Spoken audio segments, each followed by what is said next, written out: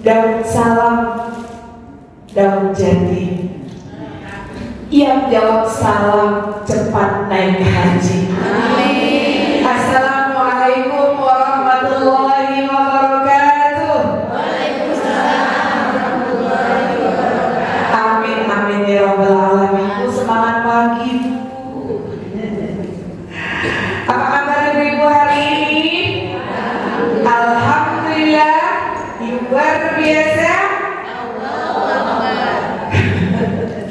Alhamdulillah rabbil alamin wa bihi nasta'inu ala umuri dunya waddin. Wassalatu wassalamu ala nabiyyina Muhammadin sallallahu alaihi wasallam wa ala alihi wa sahbihi wasallam. Asyhadu an la ilaha illallah wa asyhadu anna Muhammadar Rasulullah la nabiyya ba'da. Rabbi shrah li sadri wa yassir li amri wahlul 'uqdatam min lisani yafqahu qawli. Allahumma faqqihna fid din wa 'allimna at-ta'wil warzuqna fahman nabiyyin wa hifzal mursalin wa ilhamal malaikatil muqarrabin. Allahumma aghnina bil ilmi wa zayyinna bil hilmi wa akrimna ya Allah bitaqwa wa jamilna bil afiyah bi rahmatika ya arhamar rahimin, bi rahmatika ya arhamar rahimin.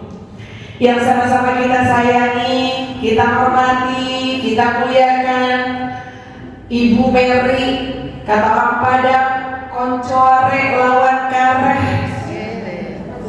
Mudah-mudahan Allah berkahi hidupnya, Allah limpahkan rezeki yang berkah, kesehatan, anak-anak yang soleh-solehah, keluarga yang sakinah mawaddah warahmah. Yang sama-sama kita sayangi, sayang plus plus plus plus. Ibu-ibu cantik dan solehah, Majlis Taklim Masjid Nurul Hasanah Cinere, yang mudah-mudahan cepat naik haji. Amin. Umrohnya bisa tiap tahun. Amin. Anaknya soleh-soleha. Kantongnya penuh terus. Amin. Penuh sama apa? Jangan sampai penuh sama nota buruk. Bu, jangan aminnya kekencengan, jangan cepat-cepat. Mudah-mudahan rezekinya berlimpah. Amin. Mudah-mudahan cepat apa? Cepat kaya aja. Biasanya mudah-mudahan cepat, langsung amin ya kan Bu. Mudah-mudahan Allah anugerahkan kepada kita hati yang bersih, semangat untuk selalu taat kepada Allah, istiqomah dalam menjalankan seluruh perintah dan menghentikan seluruh larangan Allah Subhanahu wa ta'ala. Amin amin ya rabbal alamin. Bahasa puji dan syukur alhamdulillah rabbil alamin ala kulli ni'matin wa ala kulli hal. Dalam situasi apapun, ucapan alhamdulillah, baik dalam keadaan sehat maupun dalam keadaan sakit, alhamdulillah. Baik dalam keadaan diuji dengan kebaikan atau diuji dengan kesulitan, alhamdulillah. Baik yang sakit kaki, nggak sakit kaki, alhamdulillah. Yang sakit kaki silahkan diselenyorkan, nggak apa-apa. Nanti Mary bakal ngurutin tuh, diurut apa dia. Mudah-mudahan kita suka, walaupun sakit kaki, sakit hati. Ada ibu yang sakit hati di sini? Gak ada, aman ya. Orang kalau di masjid aman, gak ada sakit hati. Kalau pulang ke rumah, gak ada jaminan.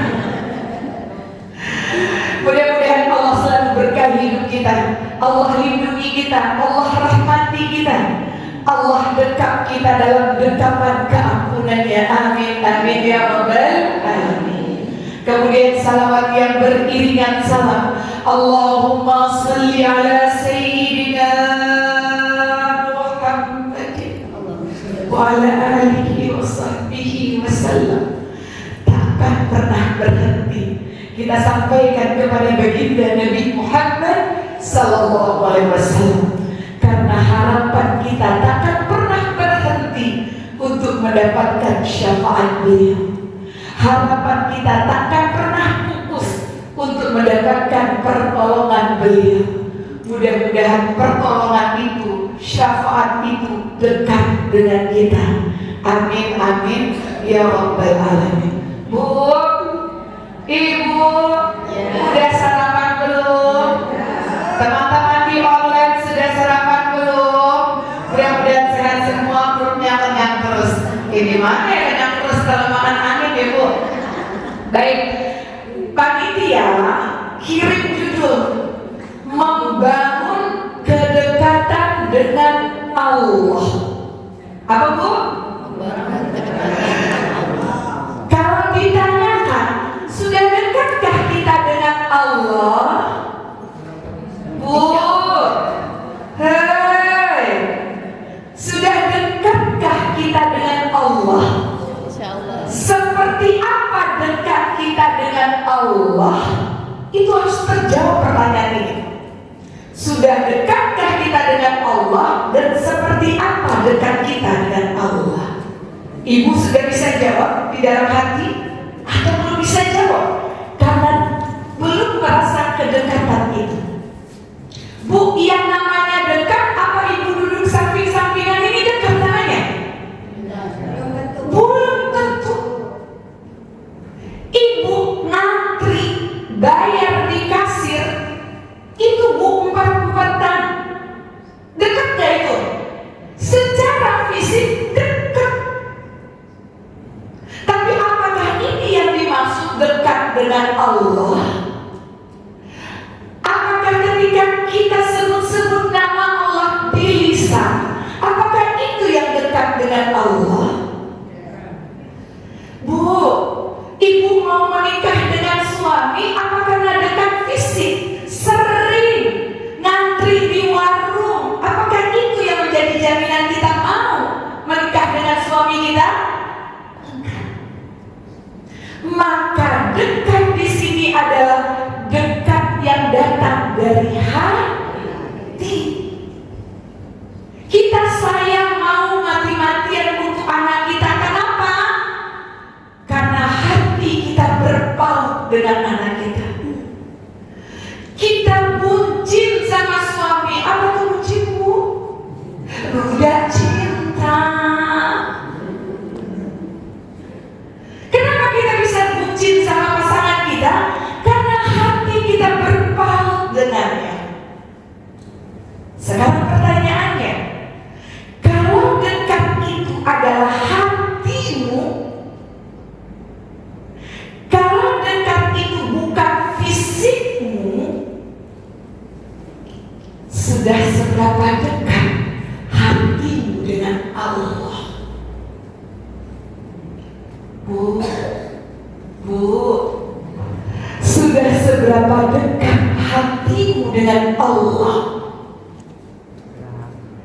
Kita yang namanya dekat, tahu siapa orang yang dekat kita, tahu sifatnya, tahu karakternya, tahu apa yang dia suka, tahu apa yang tidak dia suka. Benar? Iya.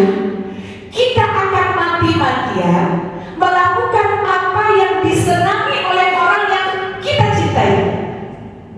Benar, Bu? Sekarang pertanyaannya adalah, kalau kita pengen dekat dengan Allah dan selalu membangun kedekatan itu, hal apa yang sudah kita lakukan dengan hati ini sehingga sehingga kemudian dekat dengan Allah. Ada yang sudah kita lakukan dari hati, Bu. Apa yang sudah kita lakukan dengan hati kita? Sholat 5 waktu contohnya. Apa benar sudah dari hati? Apa sudah menjadi kebutuhan kita sholat itu? Atau sekedar menggugurkan kewajiban? Ini berbeda, ibu-ibu. Kebutuhan dengan sekedar menggugurkan kewajiban itu berbeda. Guru ngajar anak-anak, kalau menggugurkan kewajibannya, dia nggak ngajar pakai hatinya. Kata dia, lu dapat lu kagak terserah. Benar? Tapi guru yang mengajar dari hatinya, dia akan pastikan anaknya paham atau tidak. Begitu juga sholat dari hati. Kita akan pastikan apa yang kita ucapkan di dalam sholat kita paham atau tidak. Kalau contohnya sholat, halo ibu-ibu, kalau kedekatan itu salah satunya emang lewat sholat, apakah hati kita sudah dekat dengan Allah? Di antara tandanya adalah memahami apa yang kita baca. Kira-kira bisa jawab nggak itu? Pahamkah? OTW apa, Bu? Hei, udah berapa umur kalau jawabannya masih OT? Kelatan, Bu. Nah, kemudian apa sebelum kita masuk ibadah-ibadah apa saja yang membuat kita dekat dengan Allah? Kita bahas apa yang menghalangi kita dekat dengan Allah. Bu, pengen dekat dengan Allah, pengen dapat ridhonya Allah, apa yang sudah dilakukan? Sedekah, oke. Sholat, oke. Puasa, oke. Duduk di talim, oke. Itu adalah amal yang kita lakukan. Tapi ketika hati kita belum kita bersihkan, belum kita siapkan wadahnya. Ini hati wadah, Bu. Apa, Bu? Wadah, tempat. Ini perlu bersih, Bu. Nah, selama ini apa yang berkuasa di dalam diri kita? Apa yang memimpin diri kita? Apakah kita sudah dipimpin oleh hati kita? Atau masih dipimpin oleh hawa nafsu kita? Tahap ini sudah bisa menjawabnya. Banyak mana kita dipimpin oleh hati yang dirahmati oleh Allah atau oleh hati yang dikuasai oleh hawa nafsu?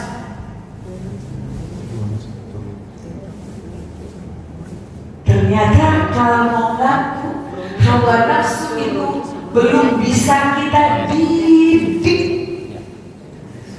Kita bukan gak butuh sama hawa nafsu, butuh.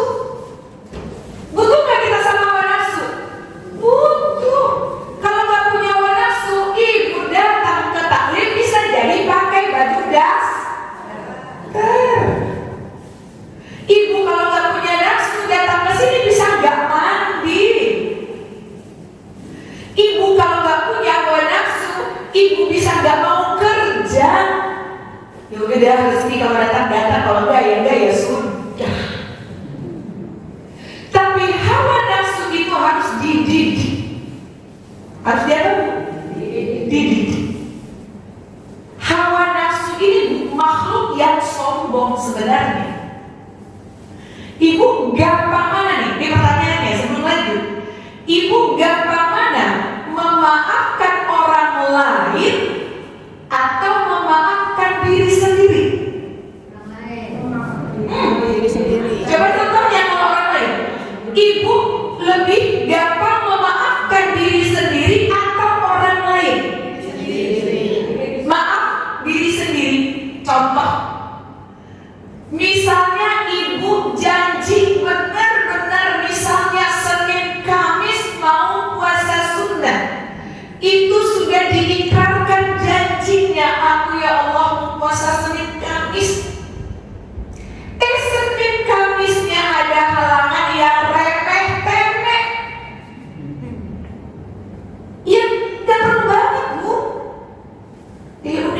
bisa minggu depan aja. Itu namanya gampang memaafkan diri sendiri. Kenapa? Karena hawa nafsu lebih kamu biarkan untuk berbicara daripada hati nurani. Misal mau pergi ke taklim, udah janji banget hari ini mau taklim, ternyata ada undangan kongko-kongkoan. Kongko-kongkoan sekali-sekali kalau ngaji mah tiap minggu. Ini bahasa pemaafan ini Bu. Ngaji tiap minggu, di mana aja bisa ngaji. Tapi kalau kongko-kongkoan belum tentu tiap minggu, 2 bulan juga belum tentu. Pilih kongko-kongkoan. Itu apa yang berbicara? Apa yang berbicara? Nafsu. Itu tandanya kita belum bisa mendidik hawa nafsu. Pokoknya aku sholat duhanya mau 4 rakaat, mau 6 rakaat. Pas udah datang saat sholat duha, udah besok aja lagi buru-buru mau ngaji. Seolah-olah nih ngaji sama sholat duha sama-sama kebaikan. Tadi kenapa gak buru-buru? Sholat dulu baru. Jadi bagaimana tandanya kita dikuasai oleh hawa nafsu atau dikuasai oleh hati nurani yang di situ ada nurnya Allah, hidayahnya Allah. Tandain aja Bu. Ada seperti kayak tadi, ada pengajian, ada undangan kongko-kongkoan. Kita pilih mana nih? Dengan sebagai macam alasan. Oh dia kan datangnya sekali ini aja, belum tentu dia datang sahabat ini. Dia ngaji kapan-kapan aja. Siapa yang mana? Aku mau bangun jam 3:30 mau qiyamul lail biar aku menjadi manusia yang mulia. Karena syarful mukmin qiyamatu billail. Orang yang mulia itu, mukmin yang mulia itu orang-orang yang melakukan qiyamul lail. Gara-gara nonton film rajin, ketidurannya setengah akhirnya kagak bangun. Atau memilih scroll, datang pengajian, nih scroll ada taklim di online, di scroll lagi ada film drakor. Gak apa-apa drakor sesekali, drakor 2 jam. Itu mana-mana? Sekarang pertanyaannya, kalau seperti itu contohnya, kita lebih gampang memaafkan diri sendiri atau orang lain? Diri sendiri. Kalau kita lebih gampang memaafkan diri sendiri dalam beribadah, berarti hati kita yang indah ini dikuasai oleh hawa nafsu. Nah, bagaimana cara mendidik hawa nafsu ini supaya dia patuh pada kita? Biasanya kita yang tunduk pada hawa nafsu, benar atau tidak? Benar. Sekarang bagaimana caranya hawa nafsu itu yang tunduk sama kita? Ini yang harus kita pelajari. Jangan gampang-gampang memaafkan diri sendiri. Kita harus tahu dulu nih sejarah hawa nafsu. Hawa nafsu ini makhluk yang pada dasarnya sempurna. Udah pernah dikisahkan di sini belum ya? Ketika hawa nafsu itu dipanggil oleh Allah, kata hawa nafsu, sini kata Allah sini kata Allah kepada hawa nafsu. Ini dalam bahasa bebas. Kata Allah bertanya kepada nafsu, man ana? Kata Allah, wahai nafsu, siapa aku? Kata Allah. Dengan sombongnya hawa nafsu ini menjawab, anta, ana.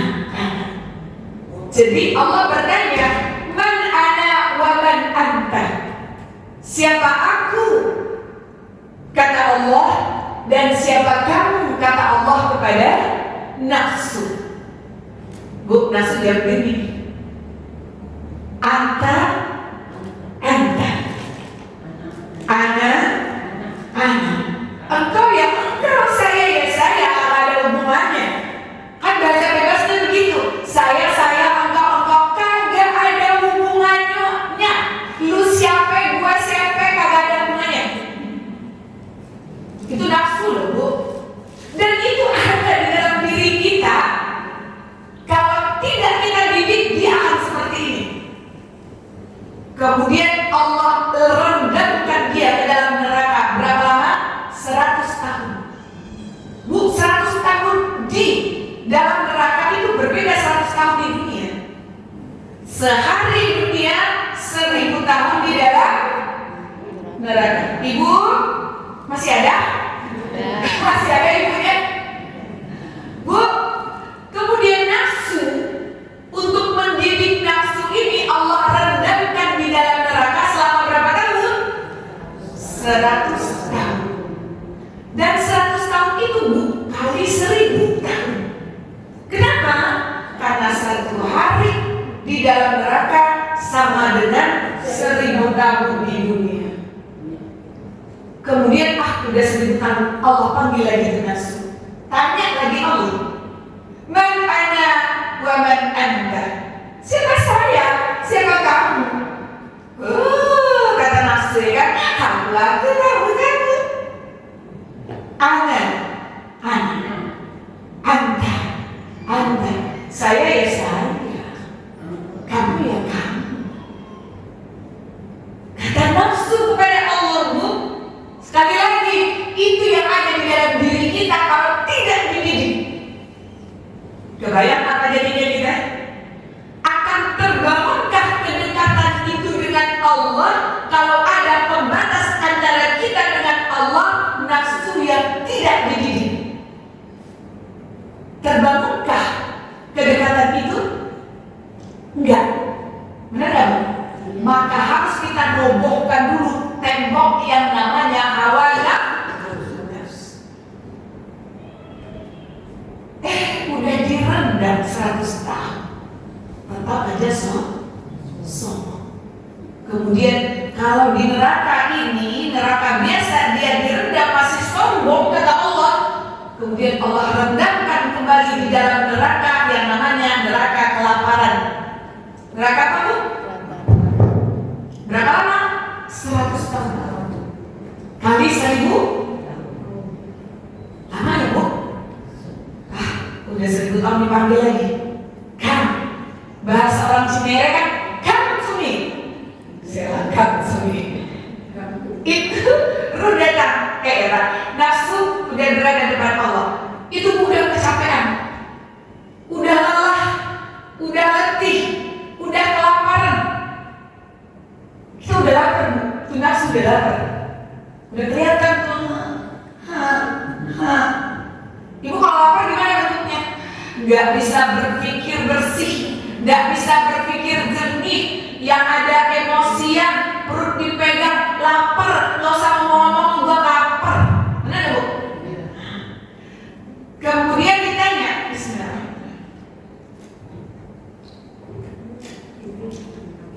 man ana wa man anta. Siapa kamu dan siapa saya? Anta Rabbi, engkau Tuhanku. Setelah dia lapar, baru dia tahu, baru dia ngaku bahwa yang terus bertanya itu adalah Rabb-nya. Maka dari sini ada clue-nya. Kalau kita susah mengendalikan nafsu, kalau kita susah mendidik nafsu, maka cara mendidik dan mengendalikan nafsu adalah yang pertama, sering-sering kita berpuasa. Apa, Bu? Sering-sering berpuasa. Orang yang berpuasa itu pengendalian dirinya bagus. Ibu bisa nahan lapar? Lagi puasa bisa? Bisa nahan kemarahan lagi puasa? Awas aja, bentar kalau gua udah buka samperin. Benar ya Bu? Ya. Kita kalau puasa, kalau lapar itu Bu, kita bisa mengendalikan emosi. Aku lagi puasa, tahan. Kita sering ngomong gitu ya Bu, tahan. Udah bodoh ini Bu, sama laki, sama tetangga, tahan. Awas aja habis maghrib dari kan. Lumayan lah Bu, sampai maghrib masih bisa ditahan gitu. Pas buka puasa kan doa ya, jangan gitu. Nah, lewat puasa itu juga akan tertutup lah Bu tempat jalur masuknya syaitan. Bu, bantuin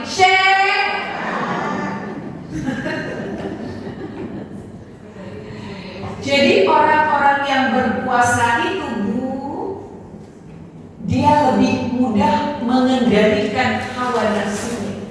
Makanya orang laki-laki yang sudah waktunya nikah, tapi karena beberapa hal dan lain sebab kendala dia belum bisa nikah, maka caranya adalah memperbanyak puasa. Gunanya apa? Mengendalikan nafsu. Jadi perbanyak puasa untuk mendidik nafsu. Ibu-ibu misalnya bisa puasa, tapi belum tentu mempuasakan mata. Jadi kalau ingin mendidik hawa nafsu, puasakan matamu. Sekali lagi, kalau ingin mendidik hawa nafsu supaya dia tidak menguasai kita ibu-ibu, maka caranya adalah berpuasa. Puasakan matamu dari jelalatan. Puasakan lisanmu dari membicarakan yang tidak penting. Puasakan jari-jarimu daripada menulis yang menjelekkan orang lain. Puasakan pikiranmu yang overthinking. Jadilah orang-orang yang husnuzon. Puasakan kakimu untuk ke tempat-tempat yang sebenarnya itu mendekati maksiat kepada Allah. Didik hatimu untuk tidak iri, dengki, sombong, sum'ah. Didik telingamu untuk tidak mendengarkan kejelekan-kejelekan orang lain. Kalau kita tidak mampu mendidik lisan kita, mendidik mata kita, mendidik telinga kita, mempuasakan seluruh anggota tubuh kita, maka kita tidak akan bisa mendidik hati kita dari hawa nafsu. Kenapa? Karena itulah pintunya masuk ke dalam hati kita. Benar nggak Bu? Lewat mata hawa nafsu itu masuk, lewat tangan, lewat lisan, lewat telinga. Jadi tugas kita apa sekarang supaya bisa mendidik hawa nafsu? Rajin-rajin berpuasa dan puasakan seluruh anggota tubuh. 112. Ini jangan dikira ibu-ibu yang ngaji ini lisannya juga gak ada dosanya. Ada ya Bu? Ada gak sih ya? Ada ya? Ada ya? Ada ya? Ada ya?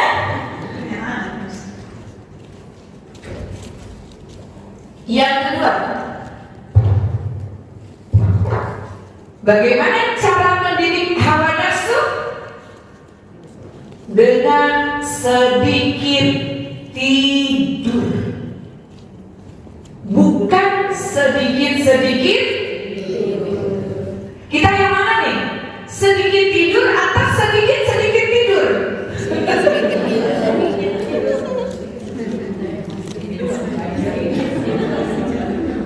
Ini pulang ngaji, selonjoran bentar, tidur sampai zuhur ya kan? Habis zuhur, selonjoran sebentar, ketiduran sampai asar. Habis asar, selonjoran aja tidur sama maghrib. Selonjoran, habis maghrib, tunggu isya kebablasan sampai jam 2. Kita mana nih? Tim mana kita? Tim yang sedikit tidur atau sedikit-sedikit tidur? Sedikit-sedikit tidur. Ternyata kalau kita masih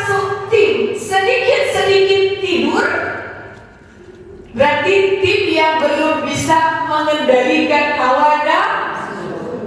Kalau tim yang sedikit tidur itu yang sudah bisa mengendalikan hawa nafsu, belum tentu. Belum tentu. Kalau sedikit zikirnya, sedikit tidurnya untuk berzikir, oke, selalu ini oke. Itu namanya kita sudah bisa mengendalikan ibadah. Tapi sedikit tidur gara-gara begadang. Begadang kenapa? Keasikan scrolling. Apalagi nenek-nenek sekarang yang baru pegang HP, ya kan? Android ada TikToknya, belajar sama cucu seminggu nggak kelar-kelar. Sekalinya kelar belajar, lebih dahsyat lagi dari cucunya main HP-nya. Ada ibu-ibunya di sini tuh? Nggak ada. Nggak ada banyak, nggak ada sedikit, tapi banyak. Itu sedikit juga tidurnya, Bu. Kita kalau udah pegang HP, sedikit nggak tidur kita? Sedikit. Kalau yang dilihat adalah yang tidak bermanfaat, berarti kita gagal mendidik hawa nafsu. Kalau kita scroll HP, berhenti di setiap kajian-kajian, good, kata orang Cinewi. Apa, Bu? Good. Berhenti di bacaan Al-Quran, good. Tapi kalau berhenti di apa tuh? Hanya gitu. Jadi ternyata sedikit tidur juga belum tentu bisa mengendalikan hawa. Nah, orang yang sedikit tidur yang seperti apa yang bisa mendidik hawa nafsu? Orang yang sedikit tidur ketika dia ternganga matanya, Bu, ternganga matanya, lisannya bergerak berzikir kepada Allah. Zikir kepada Allah itu banyak, baca Al-Quran, zikir melihat alam semesta, ya Allah, begini ciptaan Allah detail, sampai ke daun, sampai ke akar, angin, panas, hujan, itu juga zikir, Bu. Mentadaburi, melihat ciptaan Allah. Kita pernah nggak berpikir, ya Allah, ini bunga kok ada ya? Siapa yang ciptain bunga kalau bukan Allah? Kadang-kadang kita kan kayak begitu. Kita malah usil kalau ada bunga di pinggir jalan, di tepi pagar orang, kita petik. Hei, halal atau tidak halal itu? Berarti kita gagal lagi mendidik hawa nafsu. Sering banget kan, Bu? Ya, cakep banget bunga, cakep banget bunga. Punya komplek ini, siapa yang menang itu? Hawa nafsu. Jadi, Bu, susah mendidik hawa nafsu ini. Susah.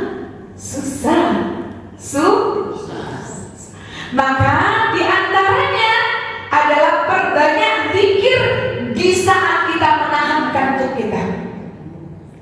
Bu, misalnya begini nih, kita lagi baca Al-Quran, maunya mata ini ngantuk, terus ibu rebahan dulu, ntar baca Al-Quran, yang menang apa itu? Hawa nafsu. Tapi ibu ke dapur, ke kamar mandi, ibu cuci muka, tajdid wudu, ulangi wudunya, perbarui wudunya, kemudian ibu baca Al-Quran lagi, yang menang siapa? Hawa. Yang menang hati kita. Nah, kita tim mana nih? Kalau baca Al-Quran 3 baris sudah ngantuk, lalu langsung direbahkan atau ke kamar mandi. Nah, kita akan bisa melihat kita pilih yang mana nih. Kalau lagi ngantuk, berzikir, wiridan, ibu langsung selonjoran, tidur bentar, lantas kebablasan sampai pagi, atau kembali ke kamar mandi, pergi ke kamar mandi. Jawabannya bervariasi. Berdoa itu juga berzikir kepada Allah. Duduk di taklim juga bahagian dari kita menahan kantuk. Kan ibu udah capek bangun dari jam 2, waktu tidurku itu jam 8 sampai jam 10. Ibu pilih mana? Ya ibu pilih taklim, makanya ibu duduk di sini. Nah, kalau di sepertiga malam, seperti yang disebutkan tadi, syarful mukmin qiyamatu billail. Kemuliaan orang mukmin itu dia berdua-duaan dengan kekasihnya di sepertiga malam.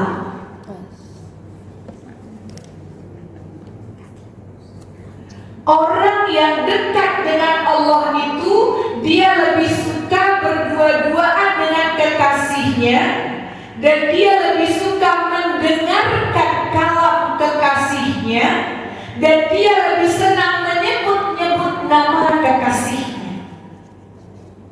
Kalau hubungan kita dekat dengan Allah, cinta kita kepada Allah, maka kita lebih senang berdua-duaan dengan Allah di sepertiga malam.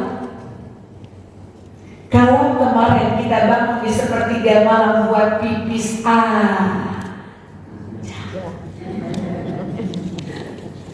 buat pipis, caranya bagaimana? Bertahap. Pipis itu kemarin, ntar malam berasa pipis jam 2:30 atau jam 3 langsung wudhu. Habis wudhu udah tidur dulu. Tidur baru 3 minggu, tapi 3 minggu dilakukan itu sebulan. Habis pipis wudhu tidur, habis pipis wudhu tidur. Lama-lama itu malu nggak? Wudhu habis itu langsung tidur, kagak sholat. Step selanjutnya, paksakan sholat itu 2 rakaat, paksakan. Nggak apa-apa, belum ikhlas nggak apa-apa. Nggak apa-apa, Bu. Awal-awal kita ibadah nggak ikhlas nggak apa-apa. Kan juga malu sendiri. Benar nggak, Bu? Kan juga malu sendiri. Dan mudah-mudahan malu sendiri itu cepat datangnya. Lah ini udah puluhan tahun belum datang-datang malu sendirinya. Ya Bu, perlu effort yang kencang lagi dan lagi itu baru mau. Maksa sambil Bismillahirrahmanirrahim, alhamdulillah rabbil alamin arrahmanirrahim maliki yaumiddin.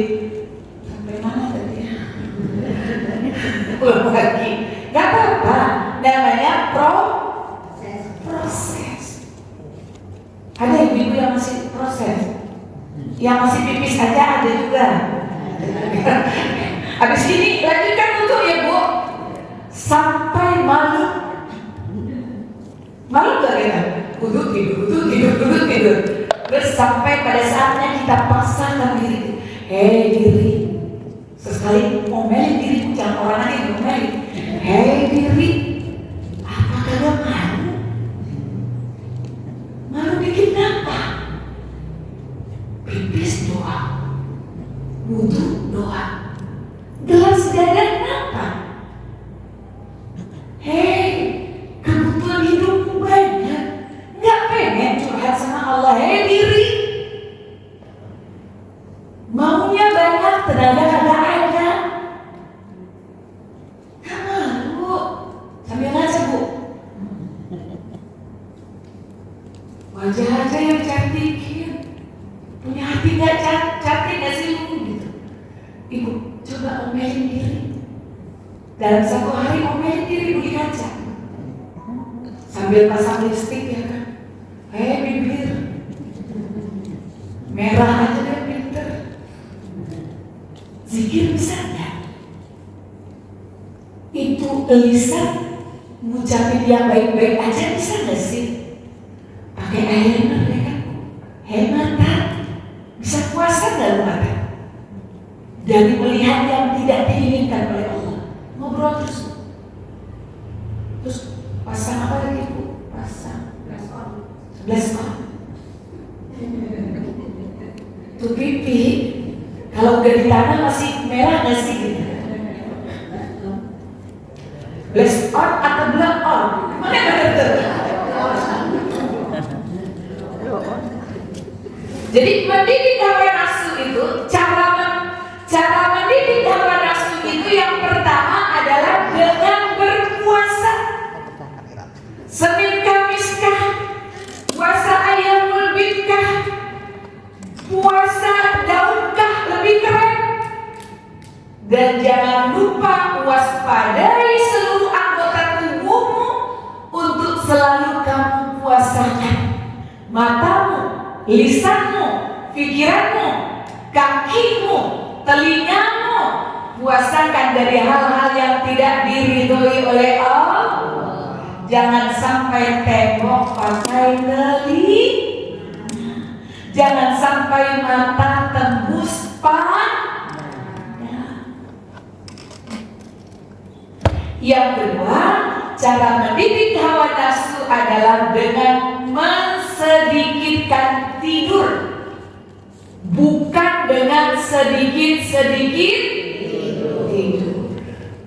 Mudah-mudahan kita bisa begadang, tapi begadangnya untuk qiyamul lail. Kita bisa begadangnya untuk berzikir, bukan untuk scroll yang tidak jelas. Yang ketiga adalah menghadirkan ihsan di dalam diri kita. Apa itu ihsan? Ihsan itu merasa selalu dipandang Allah. Jadi ketika kita beribadah, ka'annaka tarahu, seolah-olah kamu melihat Allah. Fa illam tarahu, seandainya kamu tidak melihat Allah, fa innahu yaraka, maka sesungguhnya Allah melihatmu. Kalau sudah mampu kita menghadirkan rasa merasa dilihat oleh Allah setiap saat, ibu malu nggak? Malu ngapain? Kalau berbuat apa-apa yang tidak diridhoi oleh Allah. Ini kuncinya. Ini kuncinya. Sadarkan dirimu. Bu, yang belum sadar, sadar kan? Ibu sadar nggak sekarang nih? Kirain WhatsApp ya kan? Ini kita ngomong buat ibu-ibu yang sadar aja nih. Ibu-ibu yang sadar, angkat tangan. Semua sadar ya. Gak ada yang pingsan ya. Gak ada yang pingsan. Uni takut kalau lagi ngomong sama orang pingsan.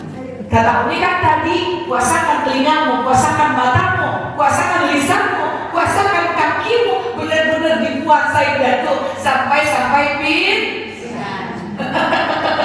Gak ada ya ibu-ibu yang hilang kesadarannya ya? Gak ada. Nah, wahai ibu-ibu yang punya kesadaran, halo? Halo dok? Halo. Iya, keren. Halo dok? Halo. Halo. Jadi Uni lagi ngomong sama ibu yang punya kesadaran. Apa yang perlu kita sadari? Dan kesadaran ini bawa terus. Karena yang gak sadar itu hanya 3. Ibu mau pilih mana? 1 orang pingsan, emang mau pingsan terus? Yang kedua orang GILA, emang mau jadi orang GILA? Yang ketiga orang pikun, emang mau jadi orang pikun? Bu, dalam fikih ini 3 doang nih orang yang gak sadar, Bu. Artinya ibu-ibu yang cantik dan soleh ini adalah semua ibu-ibu yang sadar apa? Sadar kalau Allah pasti melihat apapun yang kita lakukan. Sadar dan yakin Allah tahu apa yang kamu lakukan. Kalau keyakinan kita sudah full, tarik dikit ada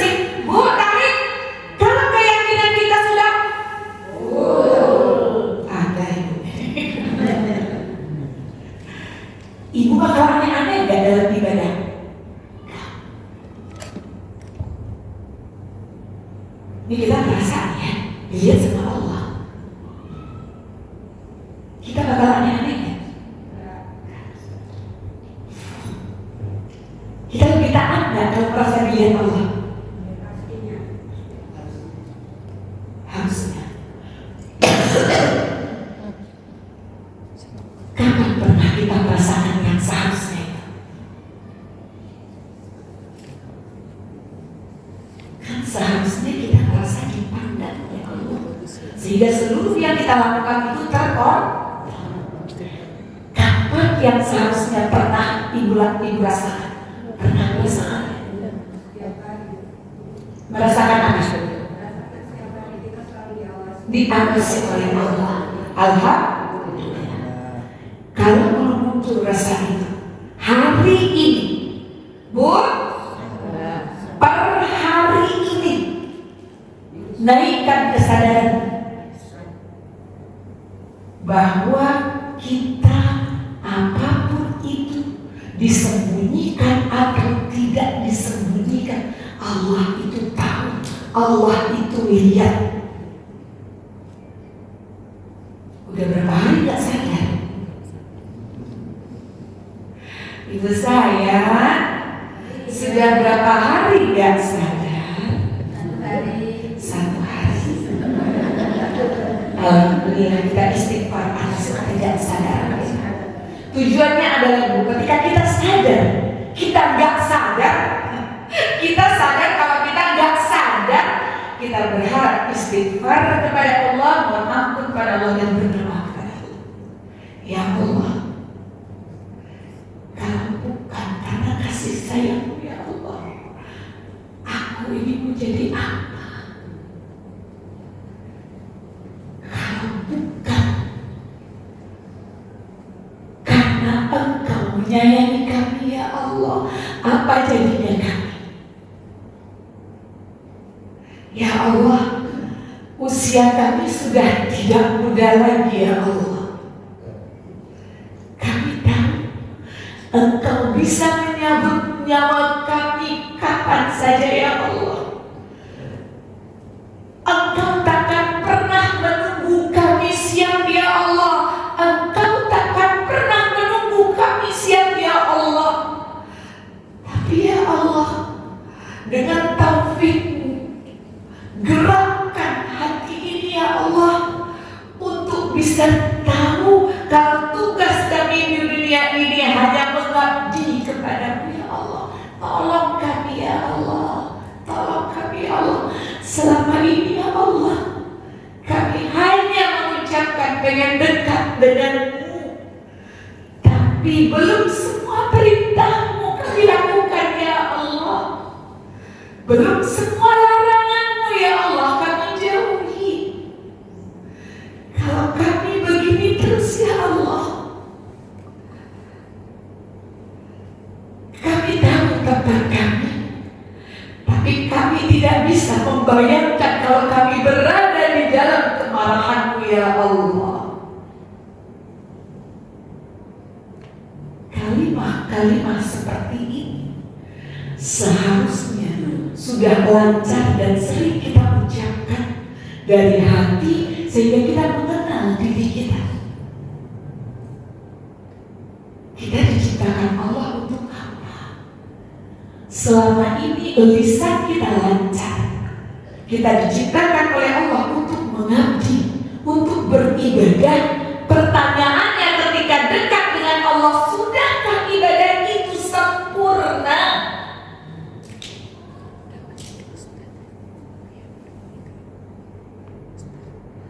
Bagaimana kita datang kepada Allah? Bayangkan diri kita datang kepada Allah dengan kondisi kita hari ini.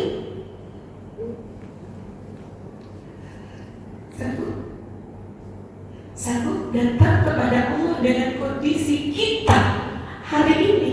Sanggup? Enggak. Kita tak bisa. Perjuangan kita masih berat. Perjuangan kita masih berat untuk memantaskan diri, mendapatkan ridho Sekali lagi, perjuangan kita masih berat dan butuh pengorbanan, butuh merelakan kenikmatan yang kita inginkan demi datang kepada Allah dengan wajah yang tidak malu. Kita kan gak sanggup. Ada yang sanggup. Aku mau udah sanggup pulang sekarang dengan wajah begini. Udah ada yang sanggup. Dan kapan bisanya kita mengucapkan, aku sudah sanggup datang padamu ya Allah? Kapan kalimat itu akan muncul? Kenapa? Kenapa? Karena mau tidak mau kita akan pulang, Bu. Mau tidak mau kita akan pulang. Punya amal atau tidak punya amal, kita akan pulang. Sadar atau tidak sadar, kita akan pulang. Allah gak akan tunggu kita sadar dulu baru pulang. Gak bakal. Makanya berdoa kepada Allah. Kalau tadi apa Bu? Hadirkan ihsan. Kemudian yang keempat, berdoa kepada Allah, bermunajat kepada Allah supaya Allah istiqomahkan iman itu di dalam hati. Allah istiqomahkan takwa itu di dalam hati. Masalahnya istiqomah ini yang susah lagi. Iman kadang-kadang istiqomah di atas, kadang-kadang istiqomah di bawah. Kenapa iman itu naik turun? Ibu tahu kenapa iman itu naik turun? Bukan setan, jangan salahkan setan. Setan memang kerjanya dari dulu bakal menggoda kita, Bu. Kenapa iman itu naik turun? Tidak bisa mengendalikan hawa nafsu, sehingga kemudian kita melakukan dosa-dosa dan kemaksiatan demi kemaksiatan dengan berbesar hati. Kita tahu kita masih berada di level ini. Kita masih berada di level. Kalau saatnya datang, kita berada di level ini, apa yang terjadi? Apa yang terjadi? Mudah-mudahan dengan sering-seringnya kita hadir di taklim-taklim, Allah lihat usaha kita, Allah sayang sama kita. Hati ini selalu bergetar hanya untuk mengingat Allah. Biarkan nafsu itu hanya berada di luar hati kita. Biarkan hati ini dikuasai oleh pikir. Biarkan hati ini dikuasai oleh cinta kepada Allah. Kita tutup dengan ayat Allah. Bismillahirrahmanirrahim. Qul in kuntum tuhibbuna Allah fattabi'uni yuhibbukumullah wa yaghfir lakum dzunubakum. Kata Allah, nih, jika hamba-hambaku mencintaiku, katakan, qul, katakan wahai Muhammad, in kuntum tuhibbuna Allah, jika kamu cinta kepadaku. Cinta itu apa sih, Bu? Cinta itu apa? Cinta itu mau mengorbankan waktu, mau menghadirkan hati, seluruh jiwa dan raga lillah. Benar? Qul in kuntum tuhibbuna Allah, jika kamu mencintaiku, fattabi'uni. Syaratnya satu-satunya adalah ikuti aku. Fattabi'uni, ikuti aku, ikuti perintahku, kata Allah. Sekarang perintah Allah masih kita pilih-pilih. Kita berharap cintanya Allah, kita berharap kasihnya Allah.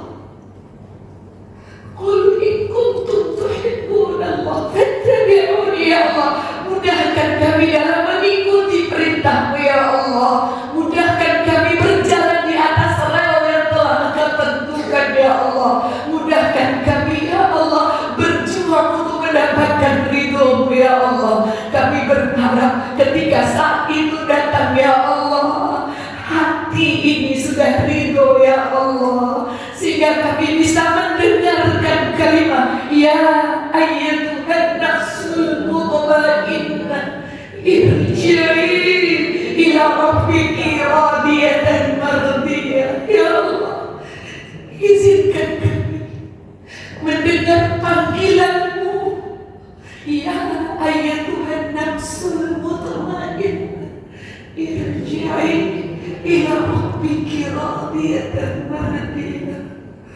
Ya Allah, itu yang kita harapkan. Mudah-mudahan kita bisa melewati proses. Walaupun jalan itu berliku, walaupun jalan itu berduri, siapkan sepatu besi. Walaupun sepatu besi itu berat, gak apa-apa, gak apa-apa. Demi meraih ridho Allah, demi berpulang ke rahmatullah dengan radiyatan mardiyah, diridhoi oleh Allah dan kita ridho dengan ketentuan Allah. Qul in kuntum tuhibbuna Allah fattabi'uni. Kalau kamu sudah ikut denganku, kalau kamu sudah taat denganku, kalau kamu sudah tidak sombong lagi dengan ibadah yang kamu lakukan. Ini kuncinya lagi, Bu. Ada orang yang beribadah, sholatnya rajin, puasanya rajin, tapi disertakan dengan hawa nafsu. Seperti apa itu? Beribadah sombong. Saya dong, Bu, saya dong. Kenapa saya dong? One day one juice. Kenapa saya dong? 12 rakaat malam hari. One day what semua saya. Itu Bu, udah gugur kamu dan begitu. Sembunyikan ibadah kita, seperti bagaimana kita ingin menyembunyikan aib kita. Itu yang ikhlasmu. Sembunyikan ibadah kita sebagaimana kita ingin menyembunyikan aib kita. Begitu cara menyembunyikan ibadah kita. Kalau kita sudah mengikuti Allah, kata Allah disambung selanjutnya, yuhibbukumullah, Allah akan balas cintamu.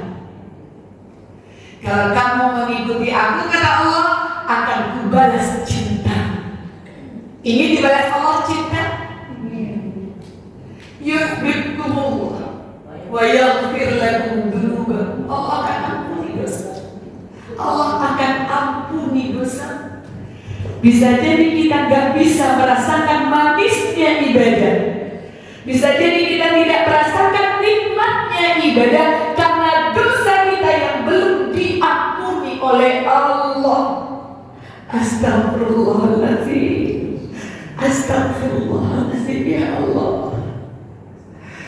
Bisa jadi kita susah menikmati ibadah kita.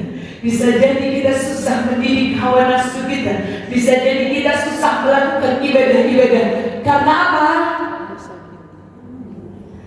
Karena dosa-dosa kita belum diampuni oleh Allah. Makanya iman itu turun. Kenapa iman kita turun? Karena dosa dan kemaksiatan yang kita lakukan. Mudah-mudahan kita bisa mendidik hawa nafsu kita sampai pada titik nafsu mutmainnah. Kemudian Allah suruh irji'i ila rabbiki radiyatan mardiyah. Amin, amin, ya rabbal alamin.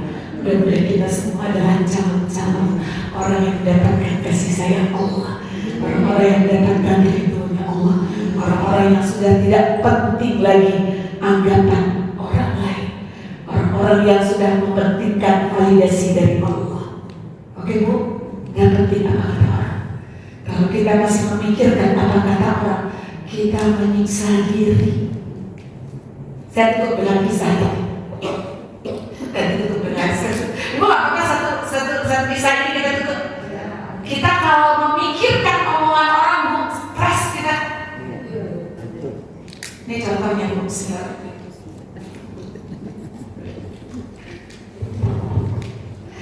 contohnya Bu, Ibu kenal dengan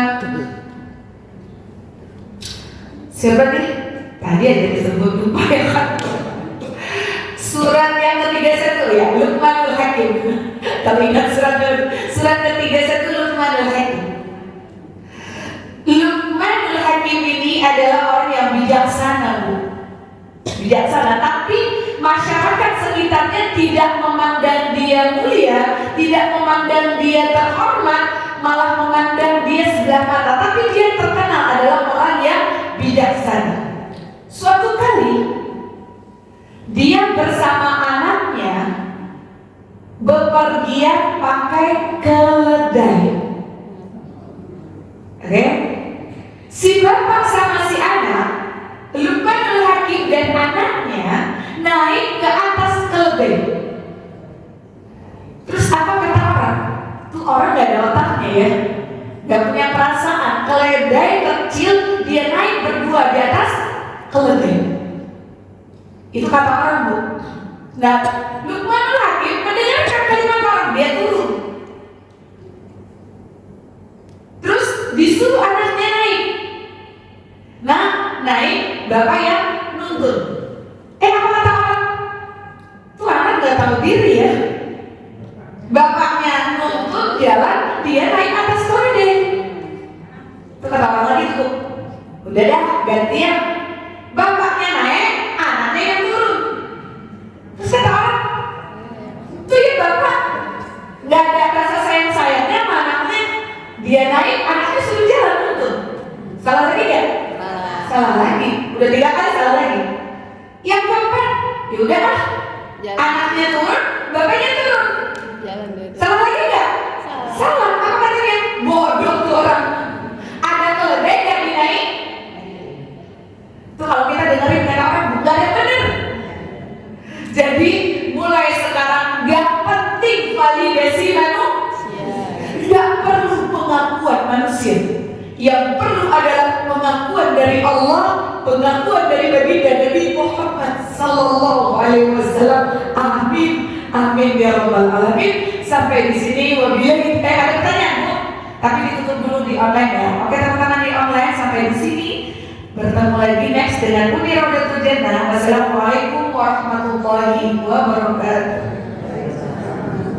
Ini baru online, Bu, selesai, Bu. Ibu ada pertanyaan belum? Ditutup. Ada mau bertanya, silakan. Ada pertanyaan, silakan bertanya. Ya, silakan.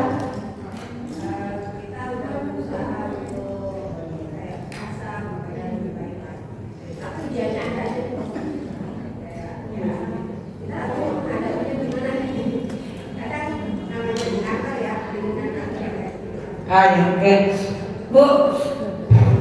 Yang perlu kita sadari dan kita pahami adalah selagi masih bernafas, ujian itu pasti ada. Dan ujian itu ada yang enak, ada yang gak enak. Kita maunya ujiannya enak terus ya, Bu, gak mau ujian gak enak. Nah, ujian gak enak itu bisa datang dari orang yang terdekat dengan kita. Bisa pasangan kita, anak kita, orang tua kita, ipar kita, teman kantor kita. Nah, bagaimana menghadapi ujian dari misalnya teman kantor? Lihat dulu seperti apa nih ujiannya. Bisa nggak itu kita emang gue pikirin? Selagi itu bisa emang gue pikirin, tutup telinga, tutup mata. Tapi kalau itu sudah mengganggu pada pekerjaan kita, itu harus dibicarakan dengan bisa leader, manajer. Itu harus diselesaikan. Karena di lingkungan kita ada aja orang yang toksik begitu.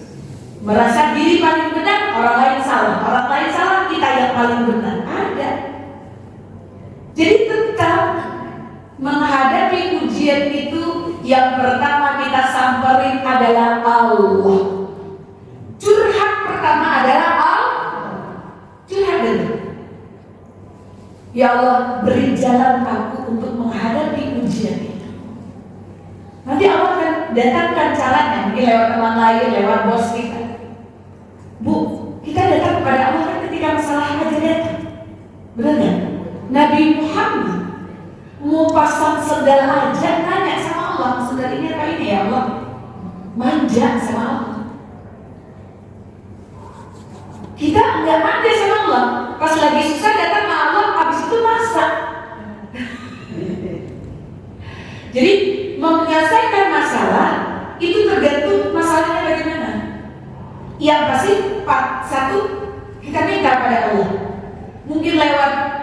setelah kita minta pada Allah, kalau kita menyelesaikan sendiri dimudahkan oleh Allah. Kalau bisa menyelesaikan sendiri, tapi habis ngadu pada Allah. Setelah ngadu pada Allah, mungkin yang pertama tadi kita bisa selesaikan sendiri, atau mungkin Allah mudahkan, kemudian Allah kirim orang lain untuk menyelesaikannya. Bisa jadi temannya atau bosnya kita gitu kira-kira. Jadi dimanapun pekerjaan itu pasti ada masalahnya, dimanapun kita hidup pasti ada masalahnya. Kalau kita pengen berhenti mendapatkan masalah, ada yang pengen berhenti dapat masalah?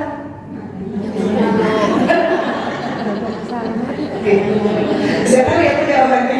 Nah, jadi selama kita bernapas, masalah itu ada. Ya, ya boleh. Gimana bisa kita tahu kalau Allah itu mengampuni dosa-dosa? Bagaimana kita tahu tanda-tandanya Allah mengampuni dosa kita? Hati ini selalu dekat dengan Allah.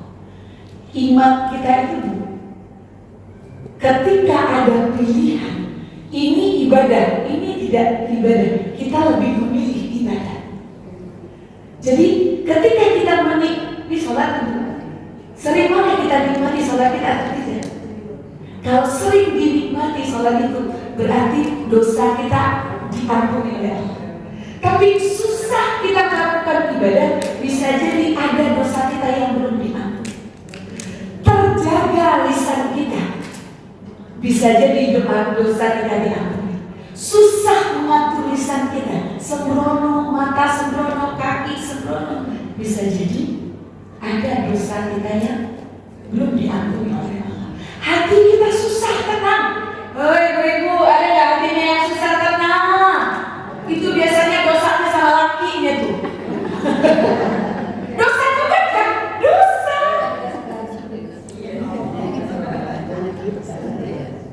Itu contoh soal. Jadi bisa jadi kita tidak bisa menikmati ibadah kita.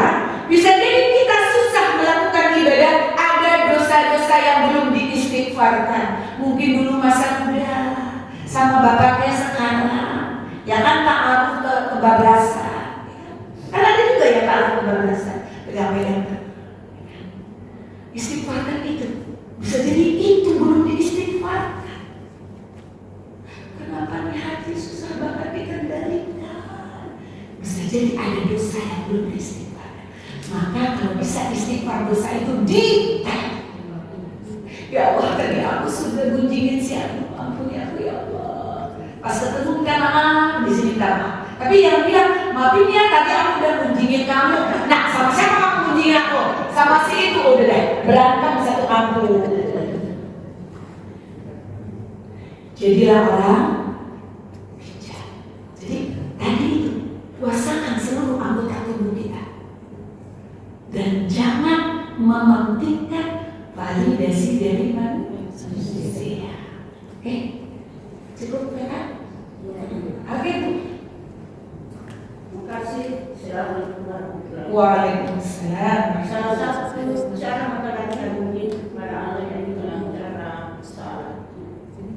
Pertanyaan saya, ada atau cara yang baik agar kalau kita salah tetap konsentrasi baik hati kita kepada Allah Subhanahu wa Ta'ala atau dengan cara Kita waktu kita tidak cukup dari itu kita masuk bab sholat, oke? Singkat saja. Kita pernah bahas itu ya. Mudah-mudahan ibu bisa kembali ingat. Yang perlu kita pahami selain dari ihsan tadi, bahwa Allah pasti melihat apa yang kita lakukan ketika sholat. Sadari bahwa sholat itu adalah doa. Ibu butuh doa. Sholat itu adalah munajat.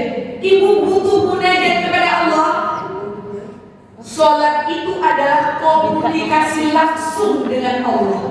Paham kalau sholat itu komunikasi langsung